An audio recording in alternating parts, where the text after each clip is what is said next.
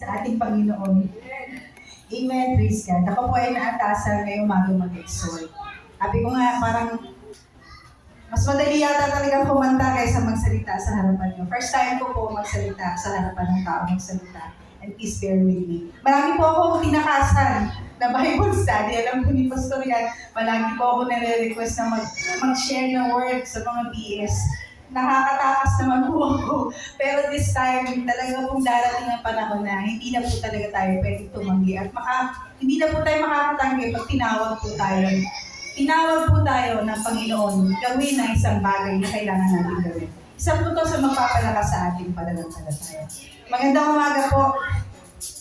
Ang topic ko po ngayon, sabi na ilang po. So, bibilisan ko lang po. Sana maintindihan niyo. I pray for God's presence and God's word to be to you na maintindihan nyo at pumasok sa ating mga puso. So, ang title po ng aking, hindi po aawitin ng aking exhortation this morning is Growing in Faith. So, tayo po muna ay manalangin.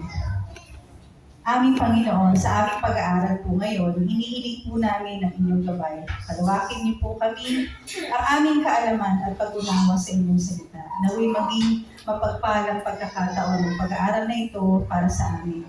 Nalain ko, Lord, na ikaw po ang nagbigay ng mga salita na aking sasabihin. Ikaw po ang maliwalhati at nakita, Panginoon, sa araw na ito, Panginoon. Pagpalain mo po kami, maging kalakasan po ng aming spirito ang mga ririnig po namin sa araw nito. Tinataas po namin sa iyong lahat, Panginoon. Samahan mo po kami sa aming pag-aaral. Sa pangalan ni Jesus, aming Panginoon, na aming tagapagligtas. Amen. So, growing in faith, yan po ang aking topic about faith. So, bago po mag-proceed, I will just cite a definition of faith. What is faith? Faith means trust, confidence, assurance, and belief. Pero sa Bible po, according to Hebrews 11, sabi po, now faith is the substance of things hoped for, the evidence of things not seen. Sa Tagalog po, ang pananampalataya ay katiyakan ng mangyayari at ating inaasahang mangyayari. At paninindigan po sa mga bagay na hindi nakikita. May mga bagay po ang nais kong i-share about this growing in faith. Ang una po is draw near to God. Lumapit po tayo sa Panginoon. Diyan po uusbong yung ating pananampalataya. Sabi po sa James 4:8, come near to God and He will come near to you. Wash your hands, you sinners, and purify your hearts, you double-minded. Sa Tagalog po, lumapit kayo sa Diyos at lalapit din siya sa inyo. Linisin ninyo ang inyong mga kamay, kayong mga makasalanan, at linisin ninyo ang inyong mga puso, kayong may mga dalawang isipan. So, dito po usbong magsisimula yung ating pananampalataya sa Panginoon nung tumalima po tayo sa ating Panginoon sa pagtawag niya sa atin, pagtalikod natin sa ating kasalanan. It explains ang pagsasaliksik at ang taus-pusong paglapit sa ating Panginoon na may pagsisisi po at pagtalikod sa ating mga kasalanan. Total turnaround po yan. Hindi po pwede yan yung lilingon-lingon ka pa. Kailangan total turnaround, focus ka kay God at pagsisihan ang ating mga kasalanan. At mamatay tayo sa ating kasalanan at mabuhay tayo sa Panginoon. Diyan po nagsimula ang ating pananampalataya. Sabi po sa Jeremiah 29:13 din, you will seek me and find me when you seek me with all your heart. Kasama po, hindi lang yung kasama, pag total turnaround natin, kasama po yung ating buong puso dyan. Perfect example is Jeremiah during the exile of the Israelites. Jeremiah, alam niyo po yung buhay ni Jeremiah. Jeremiah's life teaching us about the importance of staying true to our belief, even in difficult times. His story reminds us of being the significance of repentance and seeking God in the midst of turmoil. Kaguluhan po, yung pagtalima natin sa Panginoon at paniniwala natin sa kaligtasan na ipagkakaloob ng ating Panginoon Jesus. Sundan ko po ng Matthew chapter 7, verses 7 to 8. Ask and it will be given to you. Seek and you will find. Knock and the door will be opened to you. For everyone who asks, receive. The one who seeks finds, and to the one who knocks, the door will be open. Ganyan po katapat ang Panginoon. Basta buong puso po natin siyang sasaliksikin at hahanapin. Tapat po siyang kakatagpuin tayo at ililigtas mula sa ating mga kasalanan. Pangalawa po, study God's Word. In Psalm 119:105, ang sabi po, Your word, study God's word, ang pag-aaral ng kanyang salita. Yan, isa po yan sa makakapagpalago ng ating pananampalataya. Napaka-importante po nito. Sabi po 119:105, Your word is a lamp for my feet, a light on my path. Ang iyong salita ay ilaw sa aking mga paa, liwanag sa aking landas. Ang salita po ng Diyos ay ating ilaw at gabay sa ating paglalakbay kasama ang ating Panginoon sa paglago ng ating pananampalataya.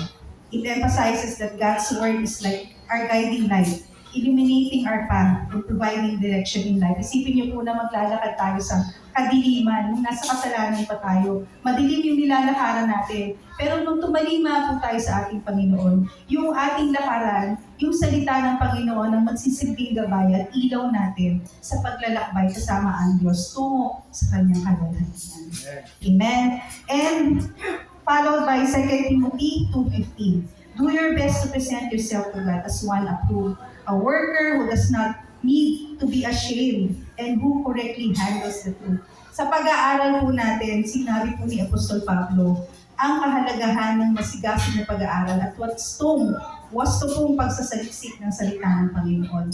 Hindi mahihiya at handang ibahagi at magturo ng katotohanan ng salita ng Diyos.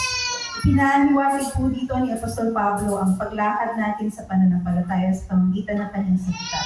Isang manggagawa na hindi ikakahiya at matapang na ihahayag ang kanyang salita. Kagaya po ng ginagawa ng mga kapatiran natin. Yung evangelism, yung ginagawa po ng ating pastor na nag-share po ng salita para po sa ikalalagay natin lahat. Number 3, surround yourself with fellow believers. Yan po. Yung una, drawing near to God. Pangalawa, ang salita ng Panginoon. Ngayon po, surround ourselves with fellow believers. Ibig kong sabihin ito, sumama po tayo sa mga kapwa mananampalataya.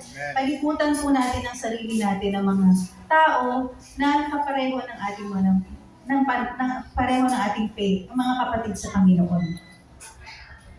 Sabi po sa Thessalonians 5:11. Sorry po. Therefore, encourage one another and build each other up, just as in fact you are doing. Followed by Romans 15:14, I myself am convinced, my brothers and sisters, that you yourselves are full of goodness, filled with knowledge, and competent to instruct one another. Ito po ay nagpapakita na ang mga kapatid sa pananampalataya ay makikitaan natin ang kabutihan ng ating Panginoon, karunungan, pagmamalasakit at pagmamahal na nagmumula sa ating Diyos, guided by our God. Ito ang ating support at mga taga-akay natin patungo sa mas malalim na matibay na pananampalataya. Napaka-importante po niya yung pagdalo po natin sa gawain ng ating Panginoon. Yung every Sunday na ginagawa natin, ito po ang tawag natin dito, fellowshipping. And sama-sama po tayo makikinig ng salita ng Panginoon. Tayo po'y lalago sama ng ating mga kapatiran, sasama sa ating Diyos. Yung mga Bible study po, I encourage everyone, kung wala pa po kayong ibang nasasalihang Bible study, marami po kami pwede i-recommend na Bible study. Napaka-importante din po ito, yung mga sharing ng Word of God from our fellow believers, from our mga kapatid. Yung kanilang mga insight and testimony ng buhay, matututo din po tayo. Through them, lalago din tayo. Number 4, embrace challenges and trials. Yan. Medyo kinilabutan ako dito. Maraming dumadaan talaga dyan. Sino po ba hindi dumaan sa pagsubok?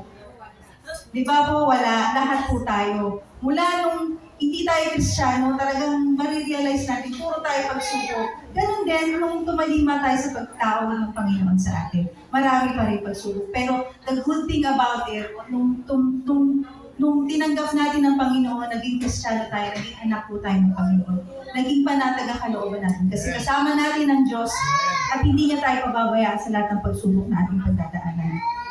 Sabi po sa James 1:2-3, consider it pure joy, my brothers and sisters, whenever you face trials of many kinds, because you know that the testing of your faith produces perseverance. Sundan ko na po ng Romans 5:3-4. Not only so, but we also glory in our sufferings because we know that suffering produces perseverance, character, and hope. And Next is the 2 Corinthians 4:17 to 18. For our light and momentary troubles are achieving for us an eternal glory that far outweigh them all.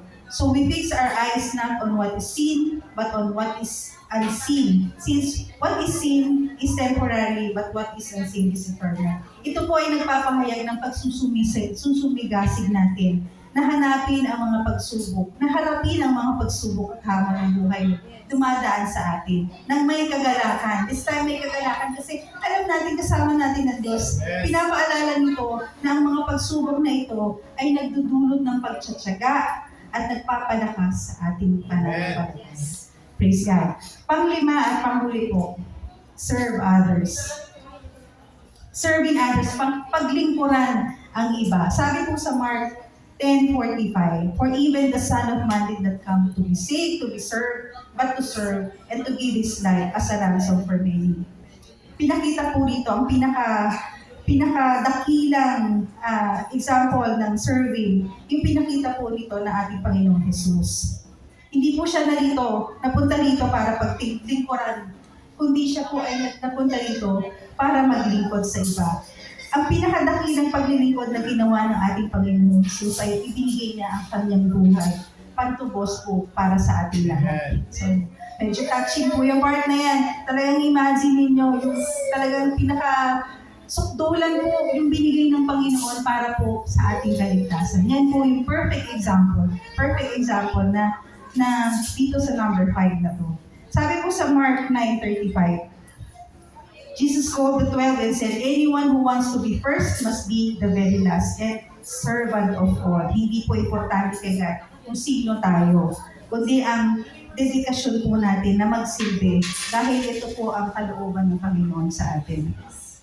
Sabi po sa Galatians 5:13, you, my brothers and sisters, were called to be free, but do not use your freedom to indulge the flesh. Rather, serve one another humbly in love. Again, may pag-ibig po kasi ang Diyos natin ay pag-ibig. Mahal na mahal po tayo ng ating Panginoon. Binigyan niya tayo ng free will. Gamitin po natin ito sa pagsisilbi sa kapwa at pagpapalaganap ng kanyang salita. Hindi lang po tayo puro salita. Kailangan po may gawa. Amen. Kailangan po makita ang kabutihan at kalwalhatian at maluwalhati ang Panginoon sa buhay natin. So that ends my exhortation. I pray na nag-bless po kayo. Amen. And I will just give you 2 parting verses po. Growing in faith. Yan po yung pinag-aralan natin. Sabi po sa 2 Peter 3:18, but grow in the grace and knowledge of our Lord and Savior Jesus Christ, to whom be glory both now and forever. And in 2 Corinthians 5:7, for we live by faith and not by sight. Tayo po yung manalas. Yes. Hallelujah. O Diyos naming mapagmahal, marami pong salamat sa inyong mga salita. Ibigay niyo sa amin sa araw nito na aming gabay sa paglago sa aming pananampalataya.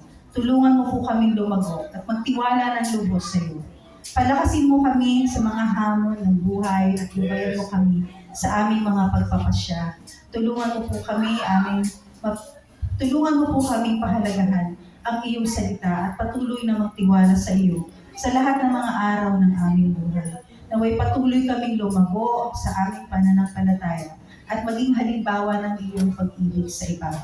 Gamitin mo kami upang ipakita ang iyong liwanag sa mga napakapaligid sa amin, Lord. Itinataas po namin sa iyong lahat and the rest of our service, Lord. We entrust to you everything, O Lord, and cast all our cares to you. Salamat, Panginoon, sa iyong salita. Ito pong aming panalangin sa pangalan ni Jesus. Amen. Praise God.